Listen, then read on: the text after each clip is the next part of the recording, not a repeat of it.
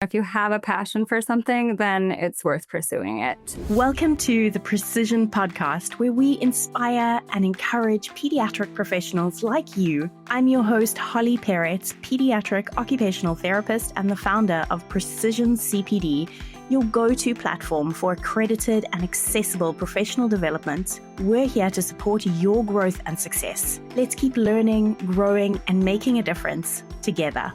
Every year, we put together a prize called the Play Promoter Prize. It comes after our big yearly event, which is the Play Conference. And the idea behind the Play Promoter Prize is we recognize the incredible, truly incredible work that so many of you therapists are doing in the world to really hammer home this message of play and how important it is for children, and sadly how it's kind of being lost. And we really need to take up like an active role in making sure that play is on the agenda for every single child.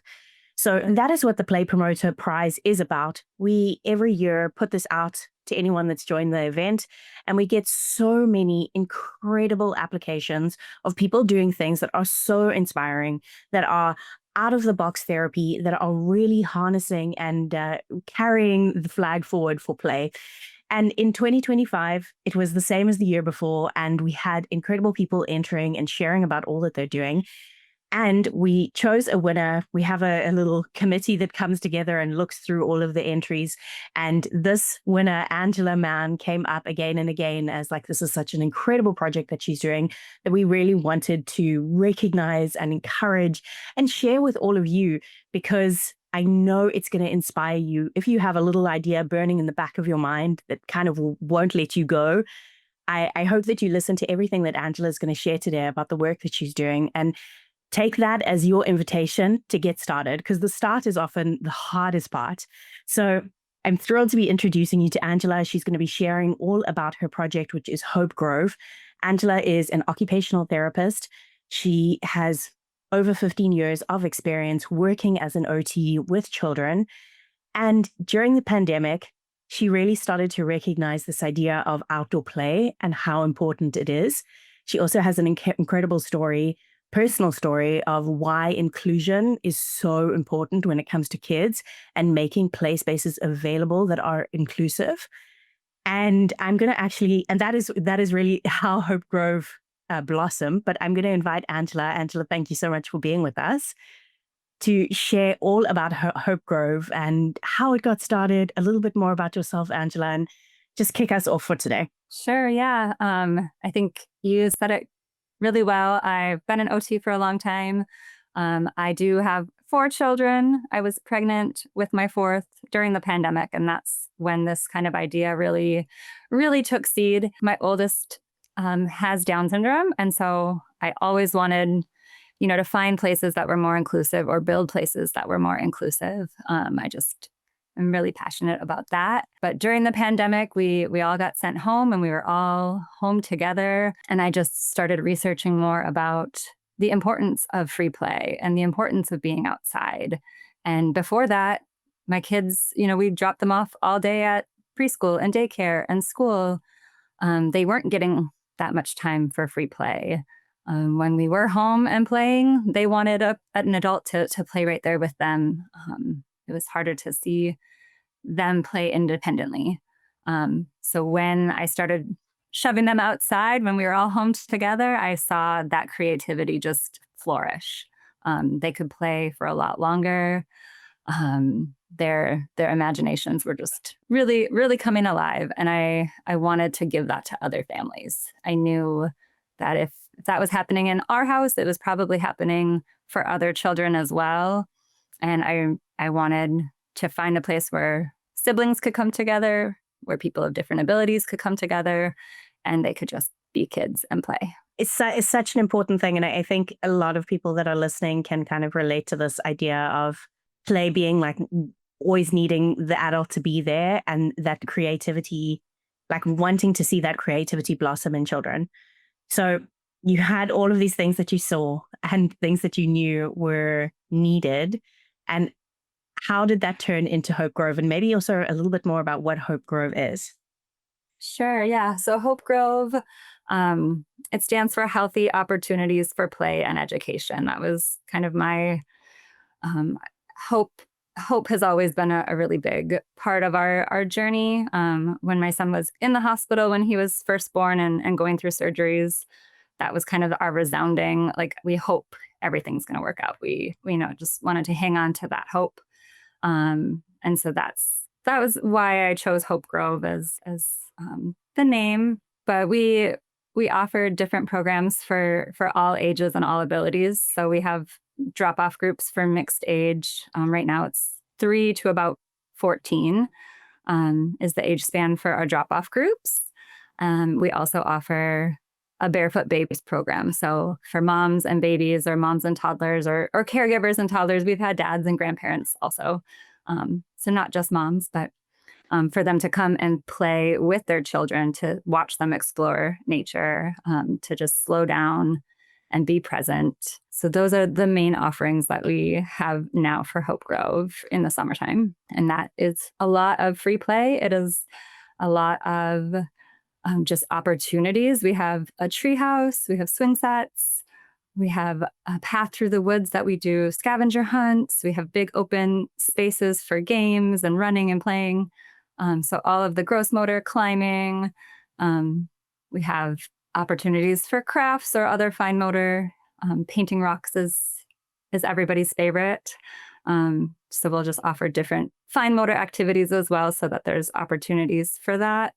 And then helping facilitate any social interactions, engaging kids if they have a hard time, maybe starting a conversation or knowing how to respond. We can help with that. But some kids just prefer to play on their own, and we allow that too. There's no force to have to do this or that. So kids feel really welcome and are always included right where they're at. Love that. I love also that it's a mixed age group that you're letting in, and obviously an inclusive group. I know when you originally sent us about Hope Grove, one of the things that you mentioned was this issue of siblings. Like it can be so challenging when you're dropping one sibling here and dropping the other sibling there, and it turns into like this whole there's a whole big thing, especially if it's different kids that need different things, and those are on the opposite sides of town. So this idea that you can bring your sibling, your children, the group of children that are your tribe, and put them, like, not put them in one place, but know that they are together, that they are having fun, that they're learning, that they're in this incredibly supportive developmental environment, I think is just such a gift for families. Yeah, I think some people really find, either the siblings will do better together because, that gives them that sense of security. Sometimes it's just really nice to not have to say, no, you can't do that when your sibling gets to do that on either side. If it's a specialized program for a child with special needs or a typical program, sometimes there's that disconnect. So they all get to come, and generally we have families, they start out with the older siblings, and eventually the younger siblings, see it and they want to attend, and they come the next year. Oh, that is so fun. I was wondering if you could share with us some of the highlights that you have had over the years. I know this year was the 5th year. Am I correct? Yeah. Incredible. Some moments that just have stood out as like, this is what keeps me going. Yeah. There's so many, so many memories and so many kids, but even just within my own family, just like thinking back, watching them grow every year, but the fact that they're there every day, all day outside, especially that first summer, I thought, wow, these kids are going to just want to go inside and watch TV. But they didn't. They wanted to stay out and play. And so that really just, kind of throws back to that. The more you spend time playing, the more you spend time outdoors, the more time you want to, and the kids, really get into that. And so watching them grow year by year, handling all the different people coming to our space. The Hope Grove is on our property, so they're having to deal with a lot, but they're growing every year. And the fact that they love it so much makes it really easy to keep going every year. And then just also seeing those kids every year come back, being able to watch them grow from the Mom and Me group to coming and getting dropped off, and even now starting to do some private one-on-one work, really getting to know the families and help support them throughout their journey. So incredible. I wonder if you could also share with us like how it's evolved and grown and shifted as you've been running this for 5 years, maybe from the idea that you had in the beginning or things that, changed and surprised you through the process. Yeah, I think, it's definitely grown. It's definitely morphed as I've needed to change. When I started, I was full-time at home, so I was able to offer some groups in the spring and summer. And then I transitioned back to working outside of the home, but was able to maintain that summer schedule for groups. So that was really important to me. So just being able to kind of go with my schedule, that has been the biggest thing. But our first summer to our, this past summer, I mean, we've more than doubled our registrations for summer programming, needing to kind of add more and more groups because they're filling up so quickly. Just the premise has stayed the same. The types of programming that we've offered has been similar. Little things I've tweaked here and there as I've realized, what kids want or don't want. But really, it's been just following their lead the whole time. So offering different things and following their lead. Each group is so different, depending on the mix of kids that are signed up for a particular group. So it's really just staying flexible and being kind of ready to shift if needed. But that time and space to play, those opportunities, that's all stayed the same. I love that. I love that you shared also the idea of like, while the programming has continued, there's also been changes in your schedule, in your life and all of that. And I think that's so important, especially for anyone thinking about starting something, because we can often think in very black and white terms, like if I start this, it means this has to be true for the rest of the time that I run it. And actually, sometimes things can really be flexible and work within changes. So future vision, I know you mentioned already that you are getting to know some of the families more and also doing some private therapy, that it's grown so much. But is there anything specific that you are like looking at the moment towards in terms of where this is going and the future? I would love to continue adding more, private OT, outdoors in nature. It's just, there's so much benefit to being outside and so much just wonderful, sensory input, developmental input, just more naturally than in a clinic or in a school. So I would love to work with more families on a one-on-one basis out in nature and more year-round. I think having those weather challenges makes everybody more resilient. And so kind of working through that is something we don't get when we're inside all year round. And also just partnering with other community resources. There's some community projects that I'm involved in, and just knowing there's community partners out there that want to help offer programs if there's a need. So that's exciting. Incredible.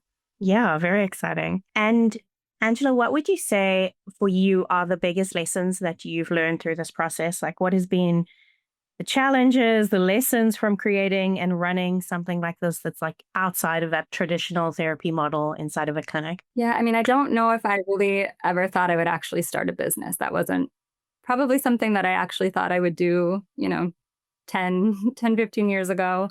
But I wanted to feel like I was making a difference. I want to make an impact. I'm passionate about inclusion. I'm passionate about play and not wanting to be restricted by, insurance regulations or just having to be always so bogged down with documentation. I know that's generally the parts of being an OT that are not why we got into doing it. And so really wanting to go back to why did I want to be an occupational therapist?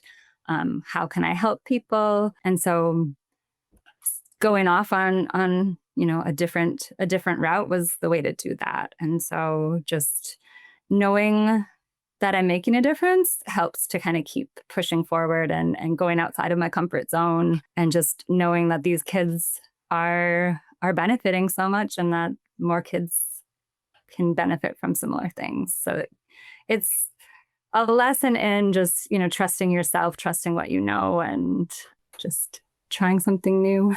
Yeah, absolutely. It's like a different type of paperwork instead of like data collection, all the business taxes. I was kind of wondering as you were talking if it's shifted the way that you view kids in terms of like how they respond, what they show us of their skills. Like if you feel like what you've seen and learned in a less structured environment, and with a variety of children of age groups and all of that has changed how you also see kids when they come into therapy. Does that make sense, the question? I think so. I mean, I think it's given me the ability to trust that if we allow more free play, if we kind of step back and just see what happens and give them the space, that we can really see where their strengths are or where they might need more support, but without kind of overstepping and always having to kind of be the one in charge. Letting kids lead the therapy sessions in the clinic is always the best. If I have a plan, it's not going to probably go the way I want it to. So knowing that if we follow the kids' lead, we can make any kind of activity therapeutic. Incredible. Yeah, there's something about watching children and like actually really being exposed to them in a like a non-structured environment that does build that trust and then confidence to step into being more strengths-based or like a strengths-based approach and letting the child lead more. I really relate to and appreciate that. So if you could think for our clinicians that are listening that maybe they're thinking of something that's in a similar vein, maybe they're thinking of something that's completely different, but it's different also to the clinic work that they're doing at the moment or the school-based work that they're doing. They want to start something, they're not exactly sure if they should.